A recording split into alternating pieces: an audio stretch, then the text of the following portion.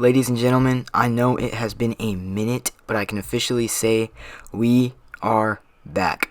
Cue the intro. Wiggle, wiggle. Like.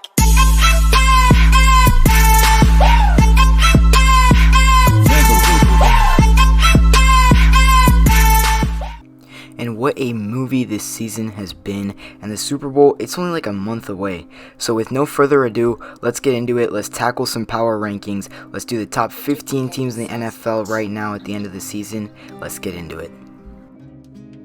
Jumping right into things, at number 15, we got the Seattle Seahawks. They had a very underwhelming year this year. Geno's got a lot to prove next year, but with a new coach, a revamped defense, and a much healthier offense, they're going to be doing some damage in the NFC. At 14, we've got the Pittsburgh Steelers. They barely snuck into the playoffs, but with Mason Rudolph, they've looked like a whole nother team, and Najee Harris and Jalen Warren have really turned the clock back to the beginning of the year, end of last year, and they've been going off recently. And don't even get me started on George Pickens. He's a force to be reckoned with. He's so good on that deep ball, and Deontay Johnson, he's having a resurgence as well. On the defensive side of things, they're doing pretty well again. However, TJ Watt has a grade 2 MCL sprain, and he will be missing that first playoff game at least. That's a huge blow to this stingy defense. And next up, we've got the Packers at number 13. They had a huge late season surge in which they found a lot of success. Jordan Love really started to find his own identity, and Aaron Jones finally started to get a grip on the ball again. The defense was extremely relentless with Jair Alexander. He was holding them together the whole year. I feel like this team could maybe do some damage in the playoffs. Hey, they play the Cowboys in the first round, and we all know they're not them boys. Now we've got the Buccaneers at 12, and I know people are like, oh, Baker, comeback this, comeback that, but this team is really defensive heavy. Their defense carries them sometimes. Sure, Baker has flashes of greatness, which makes the rest of the offense really good, but aside from that and Rachaad White some games, the defense is what does the heavy lifting. Defensive success for this team creates the offense. Maybe they can beat the Eagles. And now we've got the Chiefs. I'm not writing them off just yet, because if this team's receivers could just catch the ball, they would be so good. And the defense this year is insane. Trent McDuffie, Chris Jones, L'Jarius Sneed, they're all balling out. And Patrick Mahomes, I mean, he's putting the ball where he can put it. Kelsey's getting triple teamed every play, so there's not really much they can do there. But if the receivers they're open every play, they just cannot catch. If they can do that, paired with Isaiah Pacheco and Mahomes, this team is unstoppable, so you cannot write them off. At number 10, we've got the Houston Texans. This team is red hot whenever it's with CJ Stroud. When he was hurt, they struggled a bit, but now they got him back. They're doing amazing. Nico Collins has developed into a true top 10 receiver in the league, and even with Tank Dell out, this offense is high-powered with Devin Singletary as well. On defense, they've got some real playmakers and some really underrated dudes. So I think this team could do damage in the playoffs, but they play a really tough, stingy Browns defense first week. At number 9, we've got the Los Angeles Rams. Now, the Rams, they're like the Heat of the NFL almost. They've got some young talent in Puka Nacua, Kobe Turner, and Kyron Williams. However, they've got the old playmakers too, like Matt Stafford, Aaron Donald, and Cooper Kupp. So this team, they can definitely make noise in the playoffs. I would not want to see this team week 1 in the wild card, but you never know, because they're really inconsistent sometimes, and the play calling is questionable here and there. But if they can really start moving like a machine like they were the past few weeks, they got this in the bag with Stafford.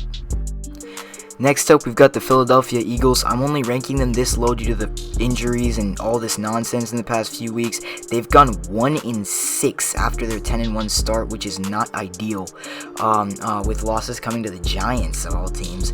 They're really good, but with the Hurts injury, the A.J. Brown injury, they're really banged up. Mariota can definitely lead this team to success and hold it down while Hurts is gone, and they can definitely beat the Buccaneers week 1. We'll just have to see how things go. Next season, this is a team to watch out for, though, also, because this season, they've been injury riddled. At number 7, we've got the Dallas Cowboys. Now, this team is so good on offense with CeeDee Lamb, Tony Pollard, Dak Prescott, and then on defense with Parsons and Bland. They're just insane. But then their whole kryptonite is the playoffs. They just cannot seem to perform in the playoffs. We'll see if maybe CeeDee and Dak can bring a change to that finally this year, but it's all up to Mike McCarthy and whether he can actually coach them up a win, and we'll see, because again, the Cowboys, man, they're not dem boys.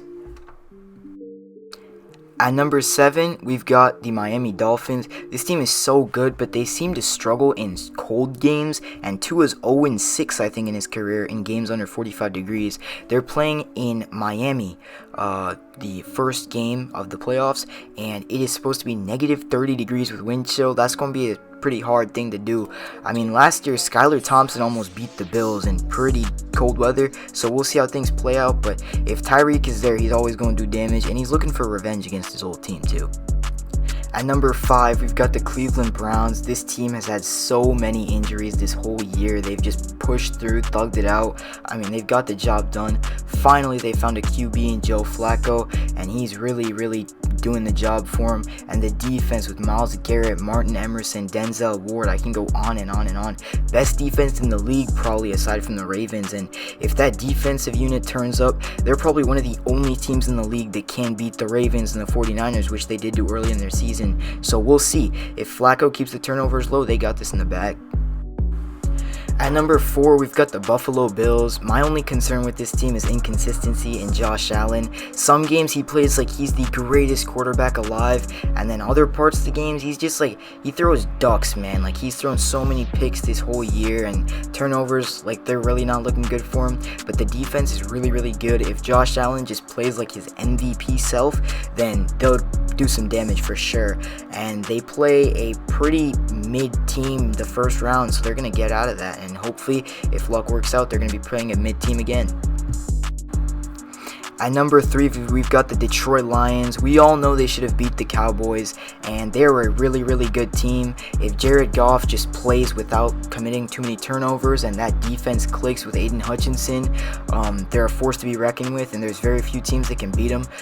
In the playoffs, they're going to do some damage because they're going to be playing with heart for the city, man. It's been 30-some years since they've been to the playoffs, hosted a home game, so it's a big deal in Detroit, so hopefully they can get things done. Me personally, I'm rooting for them. At number 2, we've got the 49ers. This team is so good, all revolving around the success of Brock Purdy and Christian McCaffrey, but the defense is where the championships are won for this team. Nick Bosa, Fred Warner, they've really got to turn up in time for playoffs, especially Jimmy Ward. He's probably been the most inconsistent on that defense.